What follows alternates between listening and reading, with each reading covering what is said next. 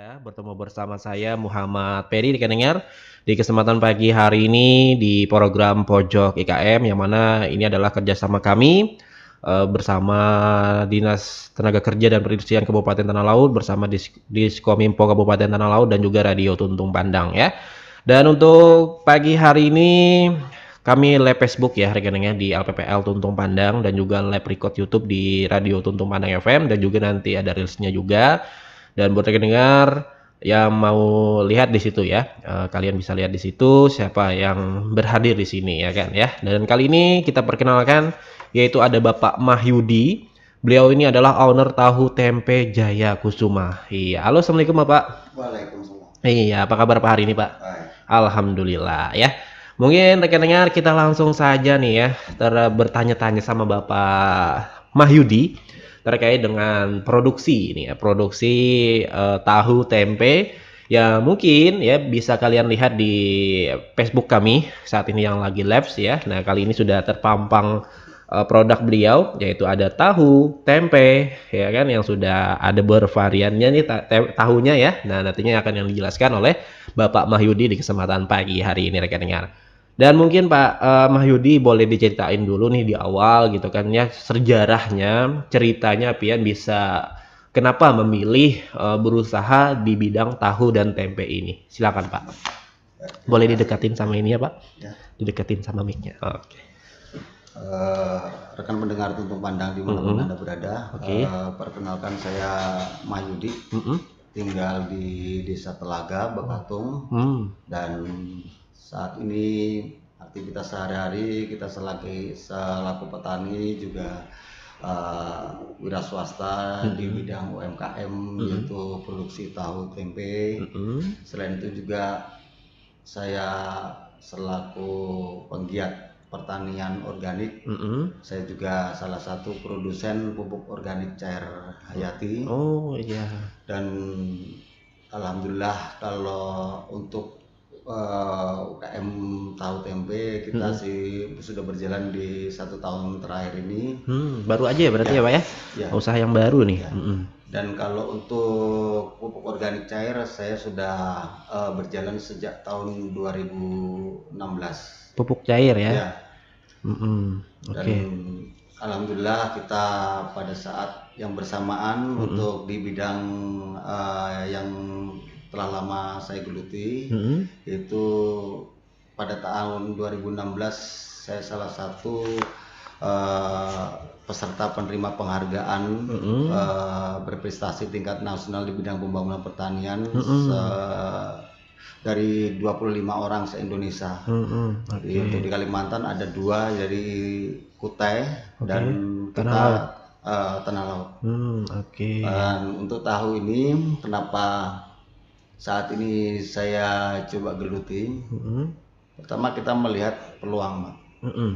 Peluang itu yang jelas kita melihat masyarakat Tanah Laut ini saat ini kalau kita melihat dari populasi penduduknya itu untuk kaum imigrannya atau pendatangnya cukup besar. Cukup besar Pak ya. Terutama suku Jawa yang tidak terlepaskan menu tahu tempe ini ya. Lauk itu tahu tempe itu nyaris hampir tidak bisa ditinggalkan. Terlebih daerah-daerah yang memang di situ berkembang penduduk suku Jawanya dominan seperti daerah-daerah transmigrasi itu cukup luar biasa.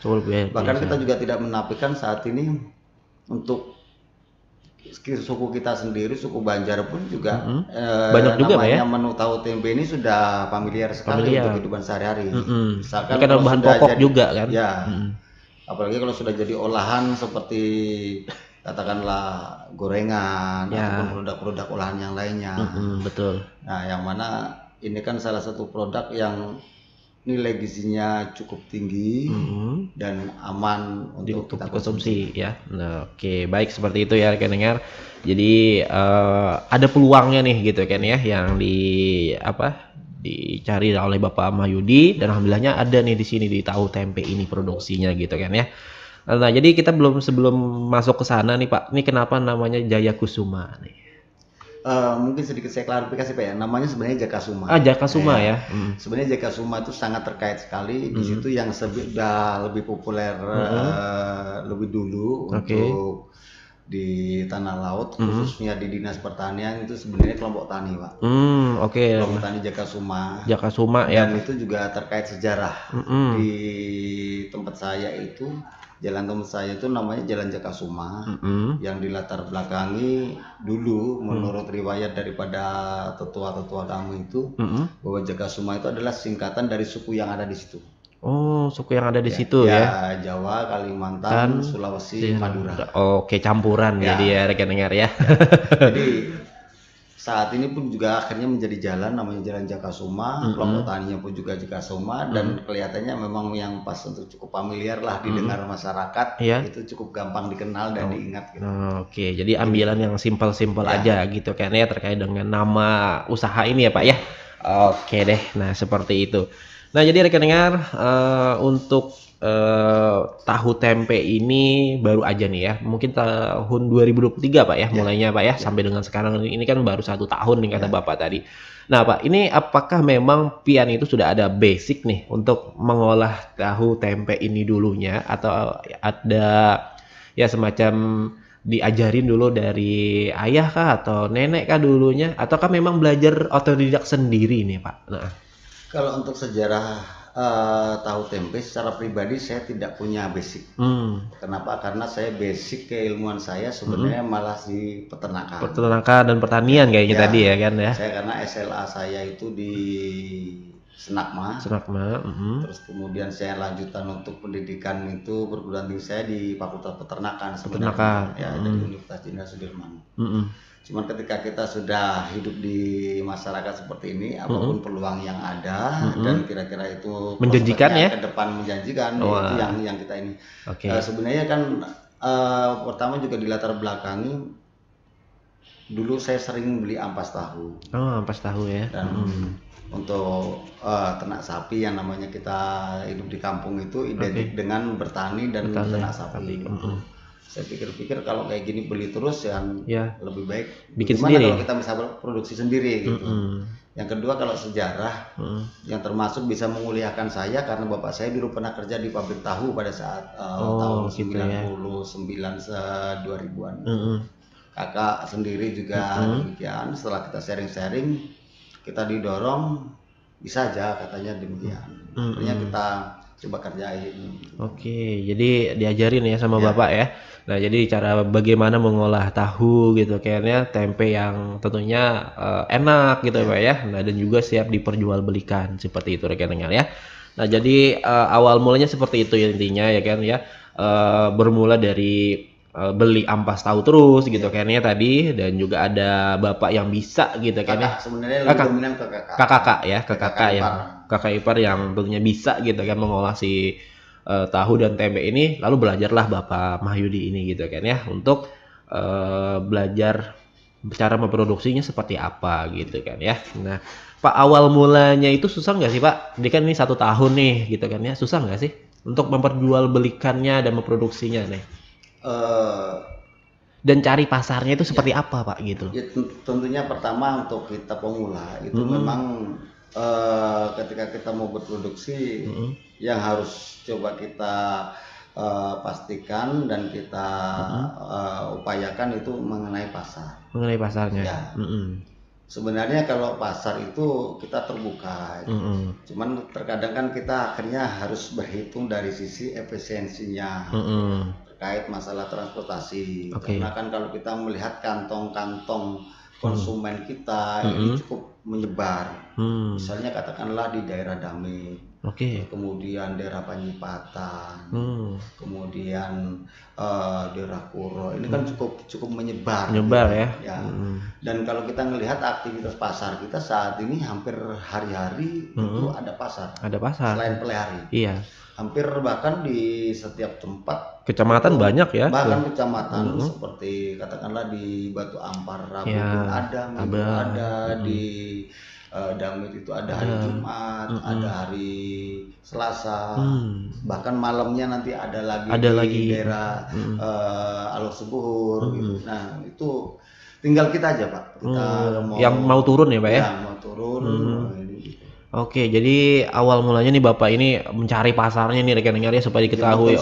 Iya, mencari konsumen gitu kan ya supaya orang tahu nih Bapak Mahyudi ini memperjualkan beli tahu dan tempe ini adalah yaitu tadi berjualan dari satu pasar ke pasar yang lain ya kan ya, dari sisi barat ke timur, timur ke selatan gitu Pak ya. Nah, jadi pokoknya dari sisi manapun kalau ada pasar, jadwal pasar itu didatangin gitu ya di awal-awal mulanya. Jadi kata Bapak Mahyudi, sisa kitanya aja Pak ya, nah, yang kerja kerasnya dulu nih di awal gitu kan ya, supaya orang nih tahu nih bahwa kita itu ada di situ dan kita berjualan tahu dan tempe ini. Nah, dan selama ini bagaimana Pak presentasi masyarakat terkait dengan apa ya, konsumsi tahu dan tempe ini menurut Bapak nih?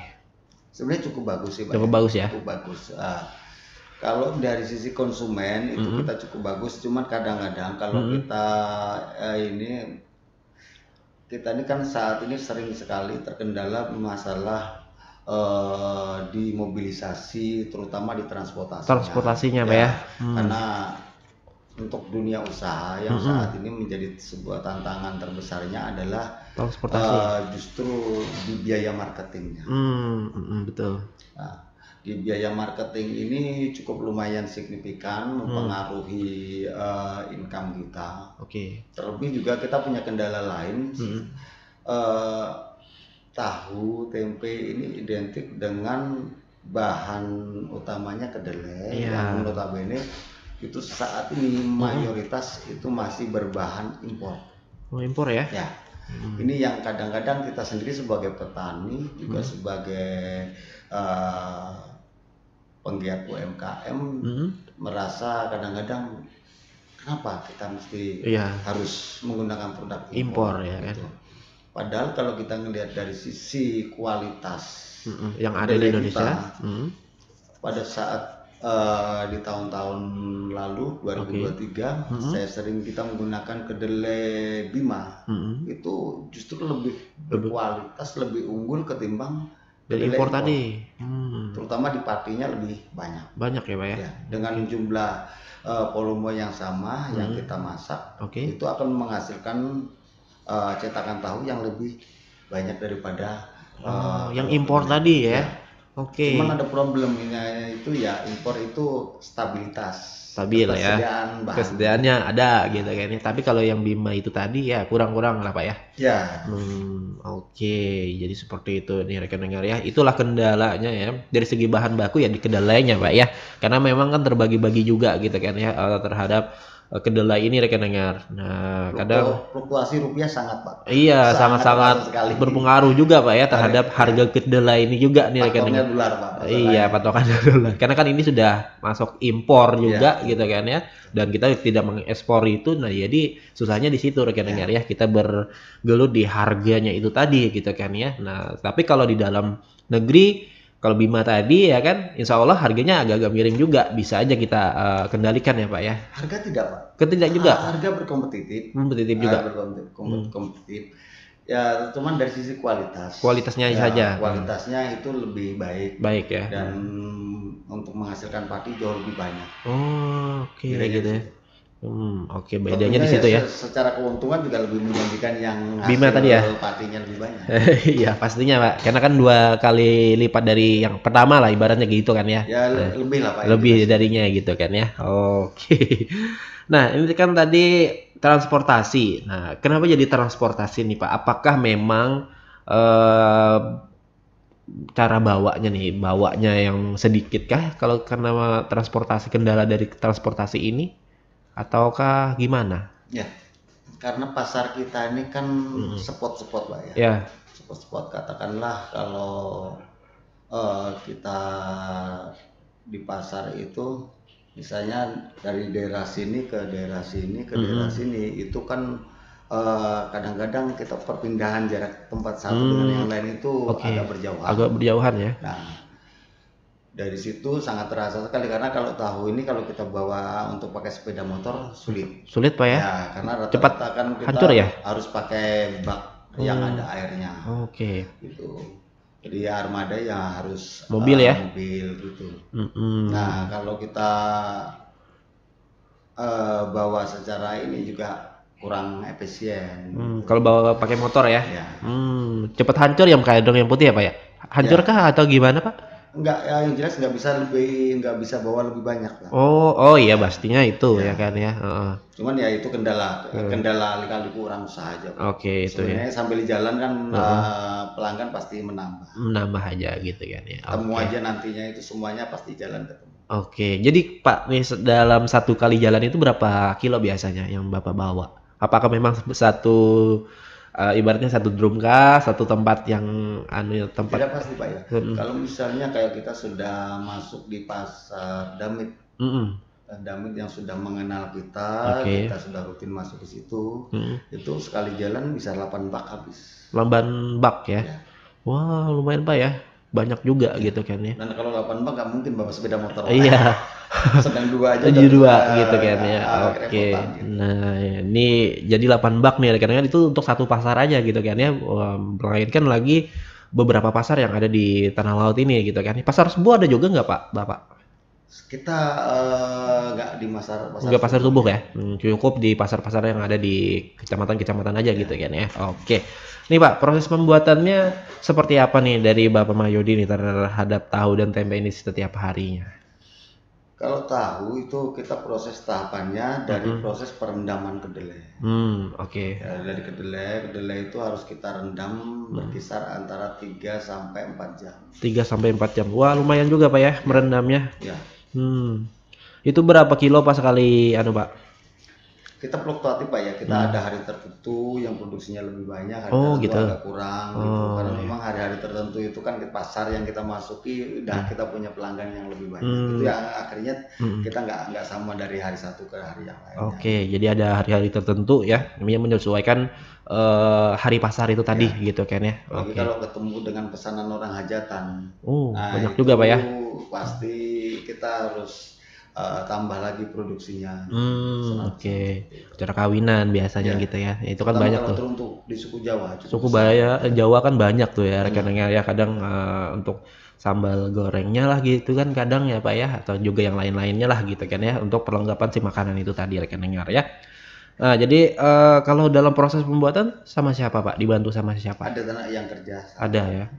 Oke. Nah, kalau prosesnya nih Pak dari kedelai saja kan tadi 2 sampai 3 jam. Nah, sampai menjadi tahu dan tempe ini itu membutuhkan berapa lama sih, Pak? Jadi kalau untuk dari proses perendaman dari kedelai sampai menjadi tahu tempe itu membutuhkan waktu kurang lebihnya sekitar 3 sampai 4 jam. 3 sampai 4 jam. Ya. Oh, berarti paling cepat. Sama aja gitu ya dengan merendam tadi ya. Cuman kan nanti kan ketika kita merendam pertama, kita langsung nggak lama menyusul rendaman berikutnya. Oh gitu ya. Rendaman berikutnya akhirnya nih produksinya langsung nyambung. Oh nyambung aja ya setelah selesai jadi gitu kan ya lanjut lagi gitu kan ya. Oh gitu ya rekan dengar. Jadi merendam nih ya pas lagi santai-santainya aja dulu gitu ya Pak ya. Nah jadi kalau sudah merendam sudah dibersihkan ataupun dipisahkan ya yang lain-lainnya kotor-kotorannya baru diolah gitu ya rekan-rekan. Nanti direndam lagi tuh si kedelainya gitu kan ya. Nah nanti digiling lagi. Digiling lagi Pak ya? Ya, giling sampai menjadi halus betul, lembut. Oke. Setelah itu nanti direbus. Jadi agak ada yang unik di tahu itu. Sampai hari ini kalau yang seperti yang putih ini masyarakatnya menyebutnya tahu mentah. Iya, betul. Kalau seperti ini disebutnya tahu masak. Tahu masak. Padahal kalau kita tahu proses pembuatan tahu ini jadi dicetak seperti ini itu untuk perebusannya itu 3 kali mendidih. Waduh, lumayan lama juga Pak ya, 3 kali mendidih. Ya. 3 kali mendidih artinya kita bisa bayangkan bukan sekali mendidih. Sekali mendidih. 3 kali mendidih baru kita saring. Kita ya. pisahkan ampasnya dengan patinya. Oke. Setelah dilakukan pemisahan ampas dan pati baru diberikan pencukaan. Cuka makanan ya. Cukaan setelah itu menggumpal baru dicetak. Cetak kemudian ditiriskan. Baru di potong-potong seperti ini, muncul seperti ini. Jadi ini sebenarnya bukan tahu mentah. Tahu mentah itu tahu masak ya. Sangat masak Iya, karena 3 kali nih. 3 kali direbusnya mendidihnya. Iya Pak. Kadang kan kita ya berasumsi seperti itu ya bagi orang-orang yang awam gitu, yang tidak tahu secara produksinya seperti apa. Dan ternyata ini sudah 3 kali perebusan rekan-rekan. Nah jadi buat kalian yang mau makan langsung itu kayaknya sehat-sehat aja gitu kan ya Pak ya, nggak apa-apa gitu kan ya. Oke, nah seperti itu. Nah Pak, apa sih yang membedakan sama tahu yang apa nih? Buat yang coklat nih, coklat ya. Di masyarakat kita itu secara umum kalau yang coklat ini biasanya untuk campuran sayur. Sayur ya. Itu permisalan nanti untuk sayur yang santan. Iya, enak ya. Ini sering sekali untuk tahu goreng. Oke. Gorengan secara umum menggunakan yang jenis ini, yang bentet kalau bahasa pasarnya itu tahu bentet. Kalau ini sebenarnya untuk konsumennya malah jauh lebih besar. Jauh yang besar yang putih Pak ya? Ya putih. Iya. Karena orang mau digoreng lagi, cuman kalau ini kalau di pedagang-pedagang gorengan agak ribet harus goreng lagi. Iya betul. Iya. Kalau yang konsumen rumah tangga rata-rata yang putih. Yang putih Pak ya? Oke, konsumen rumah tangga banyak yang putih biasanya. Ya, kadang saya beli yang putih-putih juga Pak. Kadang gitu kan ya. Nah tapi Pak, nih kan ketahanan dari tahu ini kan kadang kayaknya agak berkurang dari tempe kan. Tempe ini kan agak-agak lama gitu kan ya. Nah, apakah dari tahu ini kalau tidak di apa ya semacam dibuat ke air itu apakah memang tahan lama atau enggak? Ya.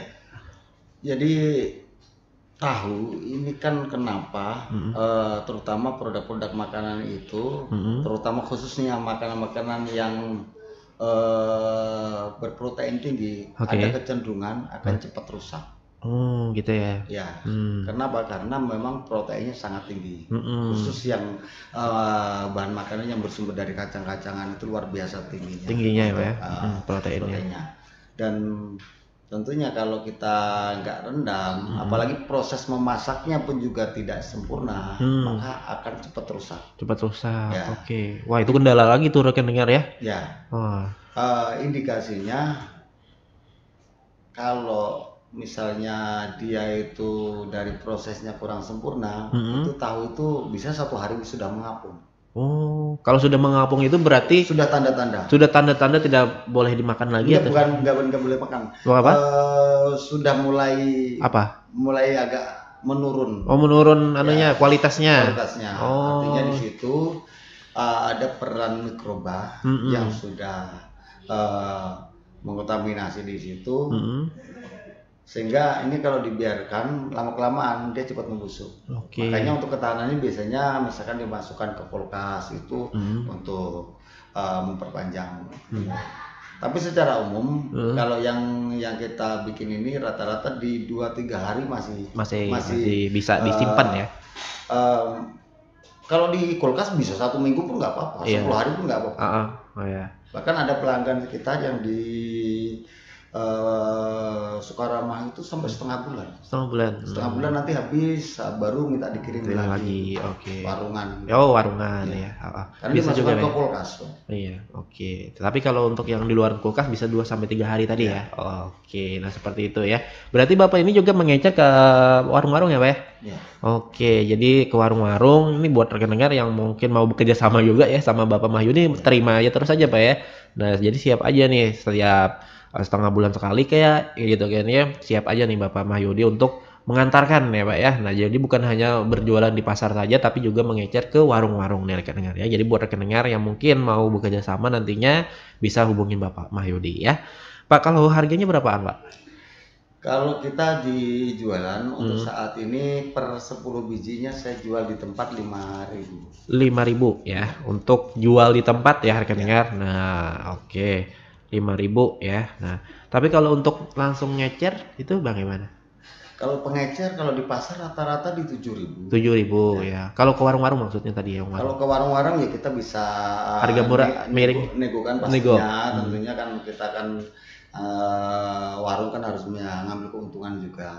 Oke. Nah, jadi seperti itu ya, bisa aja nego-nego sedikit sama Bapak Mahyudi ya kan terkait dengan penjualan tahu dan tempe ini gitu kan ya. 5.500 per 10 bijinya bisa. Seper 10. Nah, 1.500 boleh gitu kan ya. Nah, jadi pokoknya senyaman Bu Hanpian aja berkomunikasinya sama Bapak Mahyudi nantinya dengan harga segitunya lah tadi ya yang sudah ditetapkan antara Pian dengan Bapak Mahyudi gitu kan ya. Tapi kalau untuk harga yang satuannya itu harganya 5 ribuan tadi ya. Per 10 biji. Per 10 biji 5 ribuan. 5.500. Oh, 5.500 ya.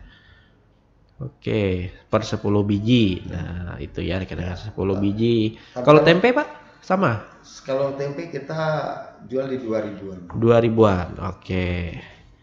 Tempe itu sebenarnya kita variatif, Pak. Ada yang harga 3 ribuan, ada harga 5 ribuan, tapi kalau untuk konsumen itu lebih banyak itu yang harga 2 ribuan. Harga 2 ribuan. Ya, dibikinkan itu harga 2 ribuan. Oke. Kalau Bapak punya ada nggak bikin tempe yang kayak daun-daunan gitu? Kadang kan ada juga nih Pak, konsumen itu kadang sukanya yang daun gitu kan. Ada yang seperti ini gitu. Ada juga Pak ya? Nggak ada kita. Nggak ada. Untuk saat ini untuk nyari daunnya sendiri juga susah. Ya susah ya kan ya. Jadi lebih enakan yang seperti ini aja gitu kan ya. Nah jadi Pak kan biasanya di warung-warung tuh Pak berjualannya seperti ini aja gitu kan ya. Nah itu ketahanannya tempe ini berapa hari juga Pak? Kalau di tempat yang biasa lah gitu. Ya, kalau tempe sebenarnya 1 hari itu sudah rubah. Oke. Kalau ketahanannya lebih tahan lama tahu. Tahu ya. Oke. Jadi lebih banyak yang tahu gitu kan ya ketahanannya gitu kan ya. Tempe 1-2 hari sudah agak berubah ya. Sangat berubah. Oke. Jadi penyimpanan yang bagus nih Pak supaya tidak berubah Pak. Masukkan ke dalam freezer tadi aja ya. Oke siap. Nah, seperti itu ya rekan-rekan terkait dengan pengelolaan si tahu dan tempe ini gitu kan ya. Nah, Pak kalau mau pesan kemana nih? Bisa nomornya HP-nya berapa? 0853 4608 6294 ya. Oke. Untuk Facebooknya, Instagramnya ada nggak sosial media? Kita kurang terlalu aktif. Ya.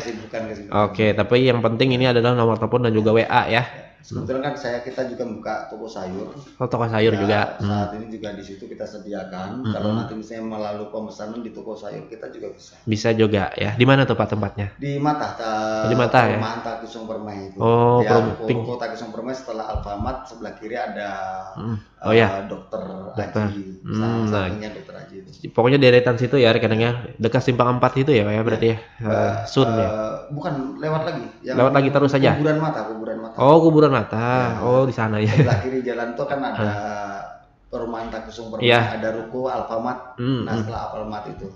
Sananya ya. Oke. Ada spanduknya Barokah Sayur gitu. Barokah Sayur namanya ya. Nah, jadi namanya tokonya Barokah Sayur kan dengar ya. Jadi kalian bisa juga pesan di sana kalau mau diantarkan ke tempat Pian ya. Nah, jadi Bapak ini menerima pemesanan juga. Nah, jadi kalau untuk yang jauh nih Pak, gimana tuh Pak? Apakah memang ada ongkirnya untuk pemesanan seperti ini? Kalau untuk masih wilayah Plehari, Kurau gimana gitu? Kalau Kurau pastinya kita ada tambahan ongkos tersendiri. Kalau harga sebenarnya sama, tapi kita ada penambahan di biaya transportasi. Transportasi saja ya. Oke. Kalau kita mau ngambil sendiri dengan jumlah misalnya lebih banyak juga kita bisa. Oke. Yang penting H-1 sudah komunikasi dulu ya. Telepon dulu gitu kan ya, baru dibuatkan. Nah, seperti itu rekan-rekan ya. Oke, Pak, apa sih yang membedakan produk Pian ini dengan produk orang lain? Nah, apakah memang ada ciri khasnya, ada rasa tertentu yang mungkin, wah ini nih saya makan tahu ini nih adalah punyanya Bapak Mahyudi gitu. Pastinya ada, dan kita juga pastinya membuat pembeda dengan yang lainnya. Nah, sering sekali di konsumen itu atau pelanggan itu datang ke kita merasakan rasa yang berbeda. Permisalan tahunya kalau di sana katanya rasanya asam. Nah, kalau kita alhamdulillah saat ini disiplin untuk menjaga supaya tidak sampai asam tadi ya. Oke. Nah, jadi itu susahnya ya, Pak ya. Karena kita punya trik sendiri untuk menjaga itu. Oke. Nah, jadi apa ya? tidak rentan asam lah gitu ya rekan-rekan, tahu dan tempenya ini gitu kan ya. Nah kalau yang lain kan kadang kita masak, kadang kita rasain gitu kan ya, oh kok masam gitu kan ya, agak-agak beda nih gitu kan Bahkan ya. baru bikin pun kalau memang ini asam Pak, Asam ya? rasanya asam. Oke. Ini Saya awalnya juga kurang Heeh. begitu percaya gitu. Heeh. Ketika kita diceritain, saya suruh mencoba mencicipin, yang punya orang itu memang betul-betul rasanya asam gitu. Oke. Itu kenapa jadi asam itu, Pak? Ya Apakah ada di teknik pembuatan, Pak. teknik pembuatannya yang memang Untuk salahnya gitu ya? ya untuk menjaga supaya nggak asam itu. Oke. Terutama di menjaga kualitas cukanya salah satunya. Oke, karena cuka itu yang membuat asam itu tadi ya. Oke, jadi ada teknik nih rekan-rekan ya, tapi ini cukup bapaknya aja yang tahu gitu kan.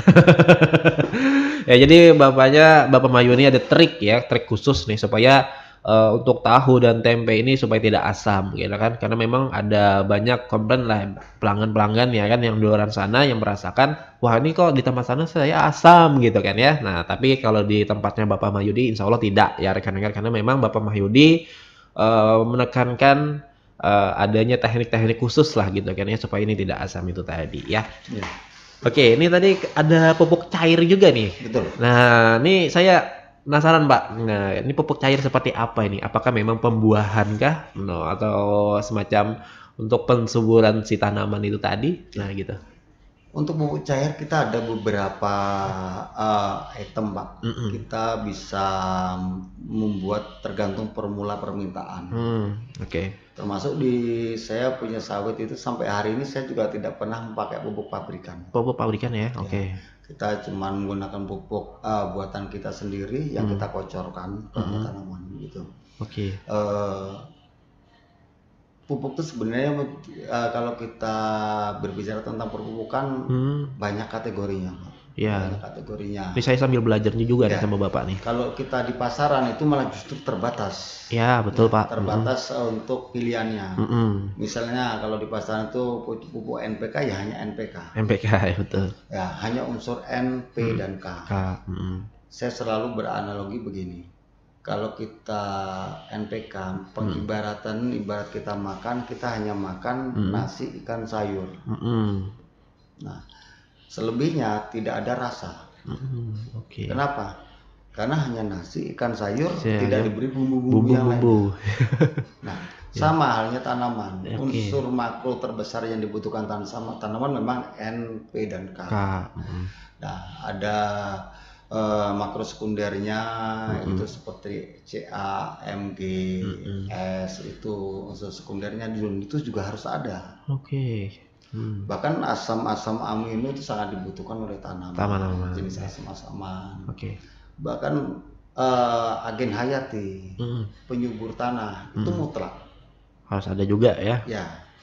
Kenapa? Karena tanah kita terutama khusus untuk kita Kalimantan itu kan identik dengan keasaman yang cenderung lebih tinggi. Iya betul Pak. Nah, pH kita lebih rendah. Jadi sebanyak apapun pupuk yang kita berikan kalau kita tidak memahami kondisi lapangan, maka yang terjadi pupuk itu tidak akan bisa diserap secara optimal.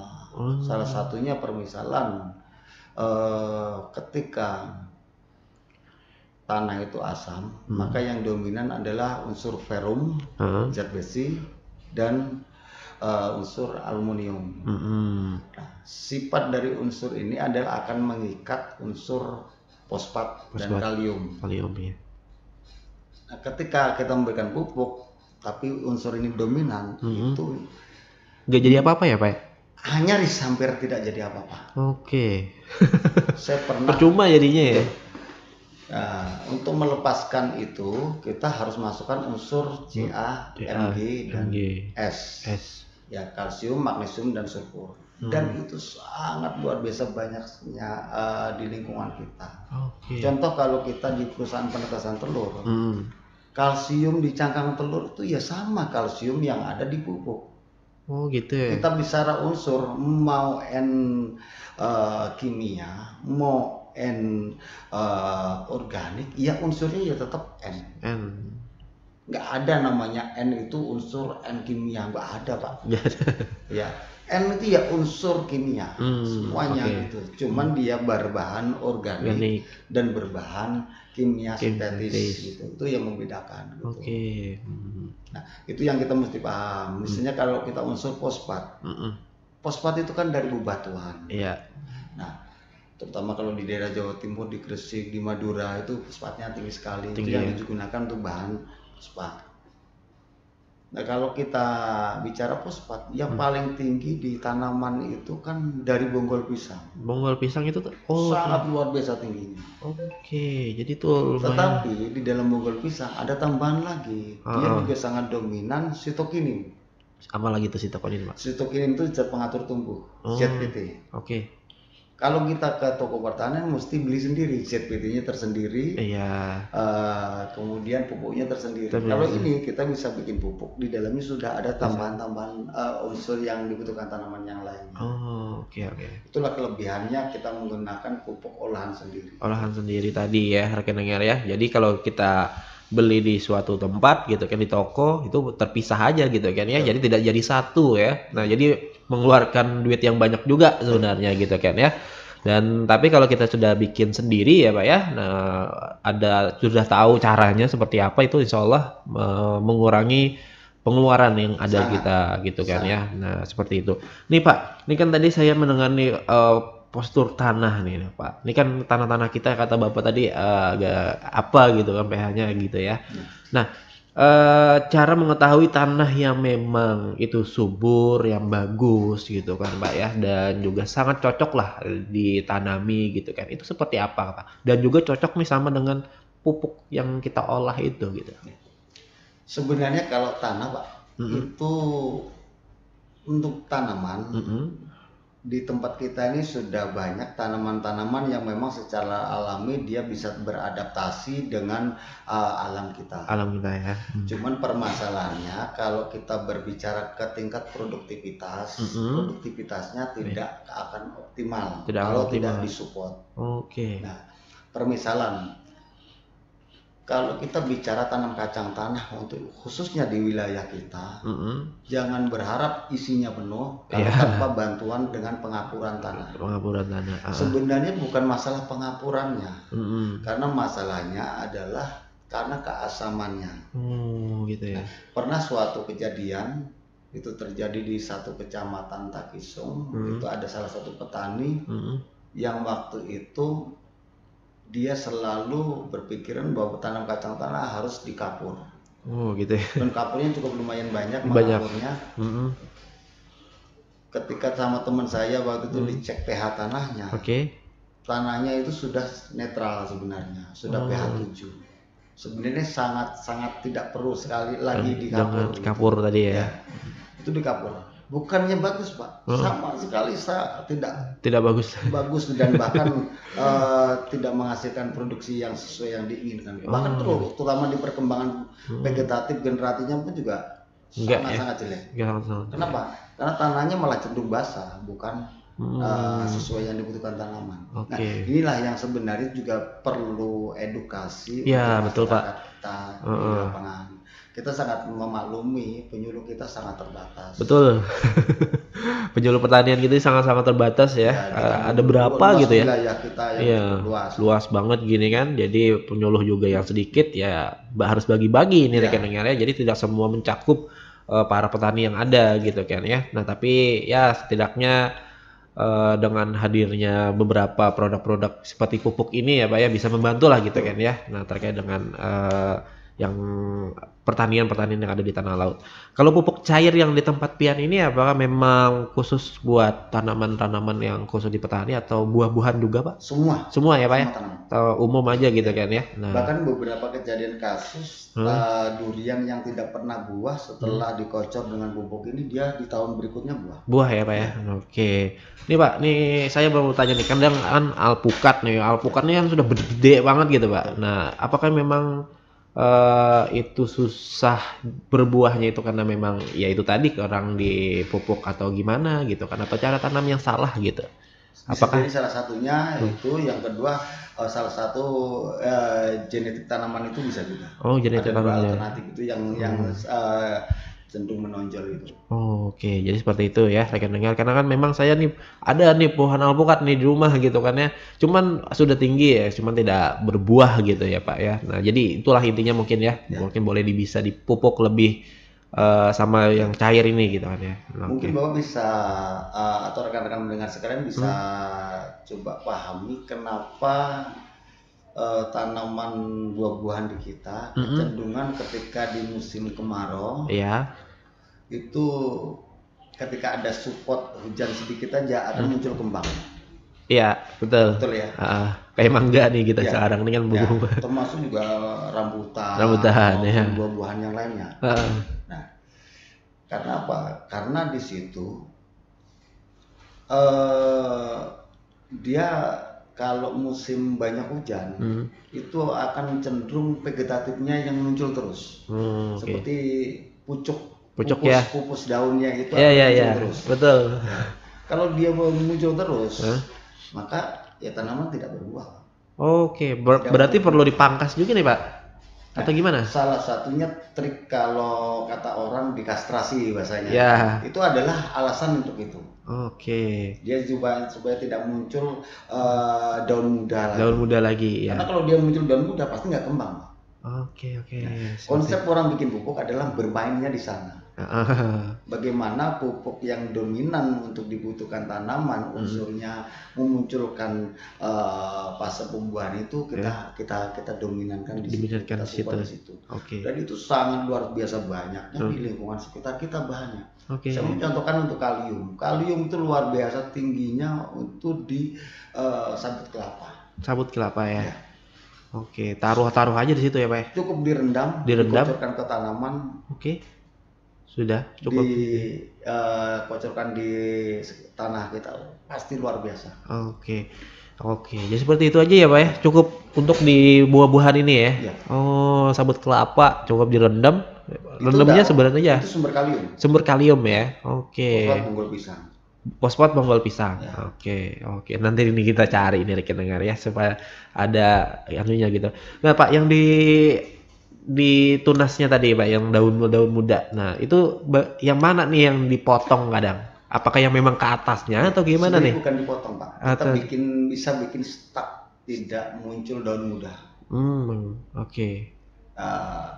Jadi kalau kita mau misalnya ke toko ada produk yang sifatnya dia untuk menyetop untuk munculnya daun muda, akhirnya nanti munculnya kembang. Sama prinsip yang kita bikin pupuk adalah konsepnya seperti itu. Jadi ada ya tanahnya ya. Jadi ini mantap nih rekan dengar ya.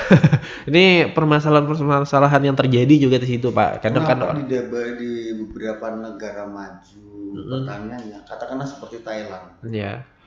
Mangga nyaris tanpa musim. Dan itu bisa. Kayak durian juga Pak. Itu konsepnya bisa memang.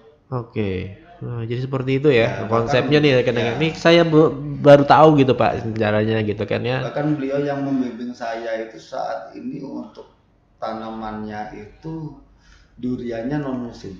Non musim. Sama, kita juga sama hidup di wilayah Indonesia. Cuman beliau hidup di wilayah Jawa Barat, saya hidup di wilayah Kalimantan Selatan aja. Bedanya cuma itu. Bedanya cuma itu ya. Cuman kalau untuk hasilnya sama saja ya Pak ya. Bisa dibikin non musim. Non musim ya. Oke. Wah, seperti itu nih enaknya rekan-rekan ya. Kadang saya berpikir gitu Pak, kenapa ya di wadah orang gitu kan ya, buah-buah seperti ini kayaknya ada aja terus ya kan, padahal belum musimnya gitu kan ya. Thailand kita lihat. Thailand itu iklimnya cenderung tropis sama dengan Indonesia. Kita lihat Vietnam juga sama aja ya. Itu ya keunggulan dari mereka Pak ya, menghasilkan dari tanaman dan buah-buahan ini tadi dari hasil pupuk yang ada juga gitu kan ya. Wah nih bermainnya di pupuk nih rekan-rekan ternyata ya, dan juga yang lain-lainnya lah pokoknya. Ada yang lebih menarik lagi Pak. Apa tuh Pak? Problem saat ini di dunia pertanian kita, kecenderungan produktivitas kita menurun. Persatuan luas. Bukan meningkat tapi menurun. Menurun ya. Terlebih kalau saat ini kita coba bandingkan dengan tuntutan kebutuhan pangan kita. Kalau bahasa orang bahari istilahnya itu pertumbuhan penduduk sama dengan deret ukur, pertumbuhan pangan sama dengan deret hitung. Jadi akhirnya kita selalu kekurangan. Nah, apa yang mesti kita lakukan hari ini? Kita mesti benahi di situ tempat tumbuh tanaman tadi ya. Jadi kalau bahasa kita ekosistemnya yang harus kita perbaharui. Ya.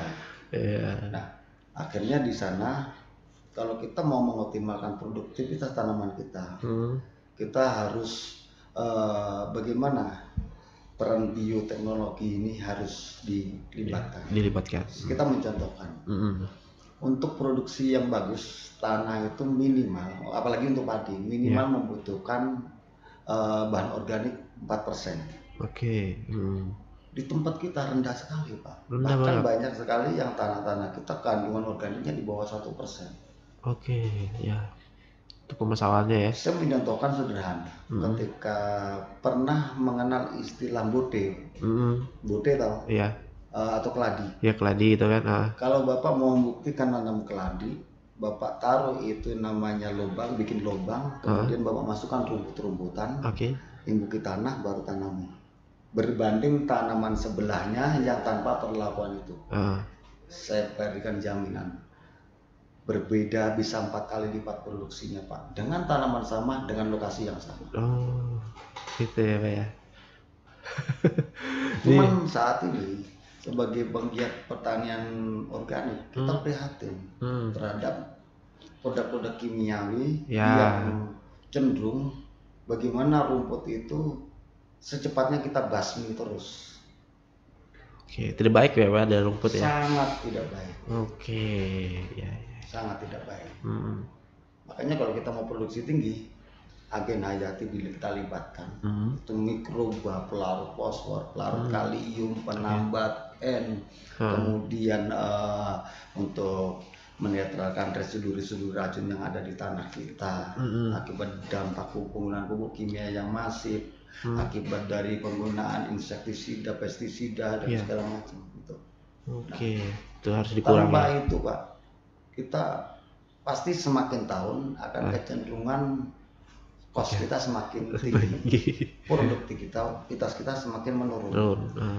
Makanya di beberapa tahun yang lalu kita pernah ada seminar ekosistem bisnis, karena saya juga di 2 tahun yang lalu adalah mentor untuk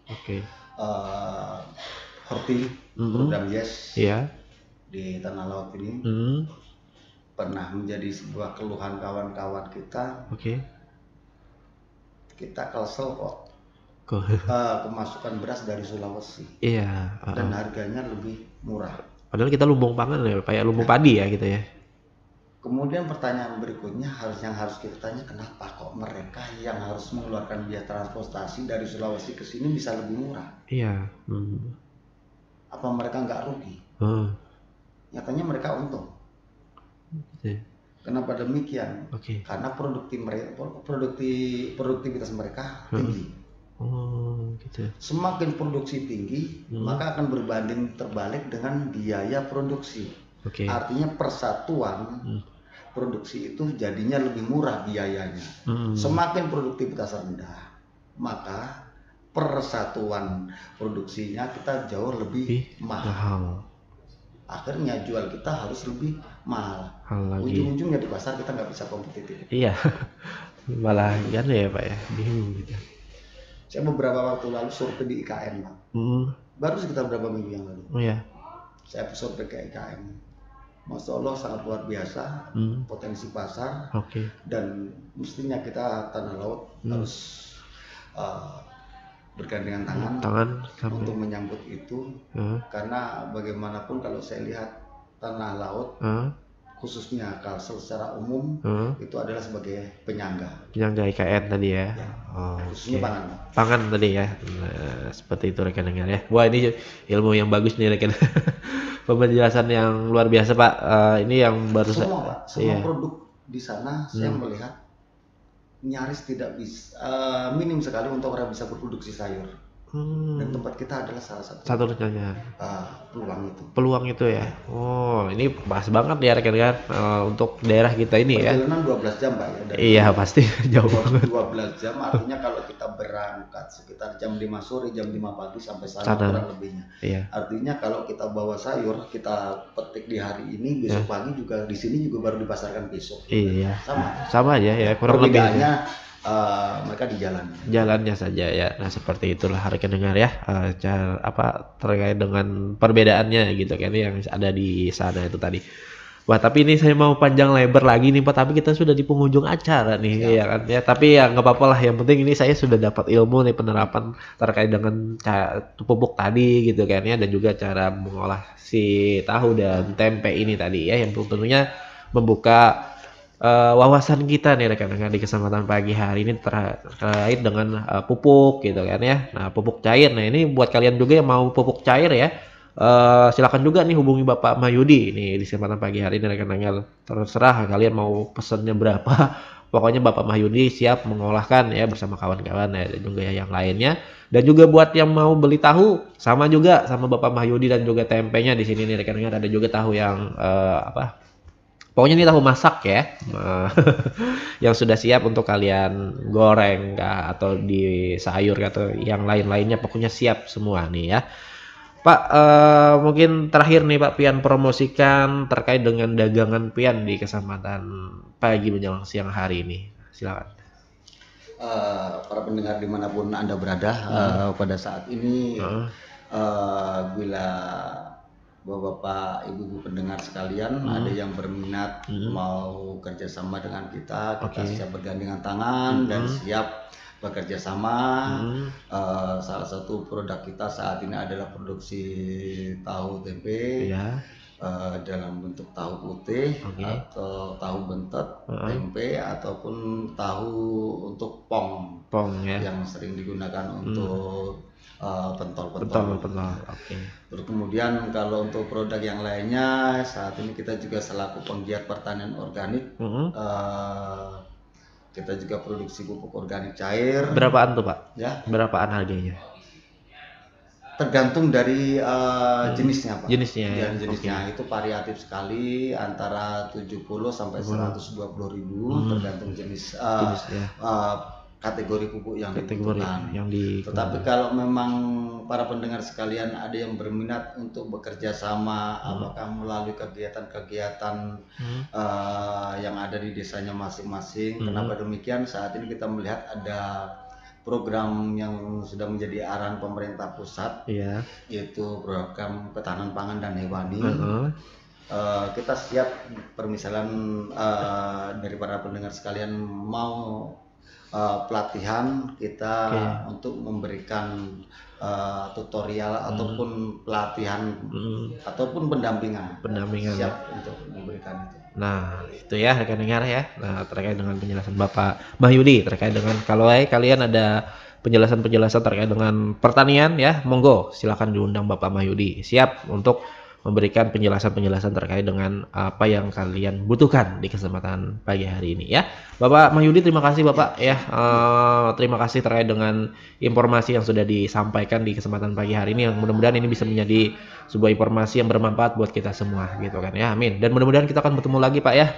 Atau nanti ada talk show lagi gitu kan ya, kita akan membahas lebih dalam nih, kayaknya belum tuntas saja tadi ya rekan-rekan, tapi ya, karena memang waktu kita yang sedikit ini ya, setidaknya kita harus mengakhiri gitu kan ya. Oke, tentunya saya yang bertugas rekan-rekan Muhammad Peri, mohon maaf apabila ada salah-salah kata di hari ini, dan tentunya saya yang bertugas ya bersama Bapak Mahyudi. Mohon pamit. Assalamualaikum warahmatullahi wabarakatuh.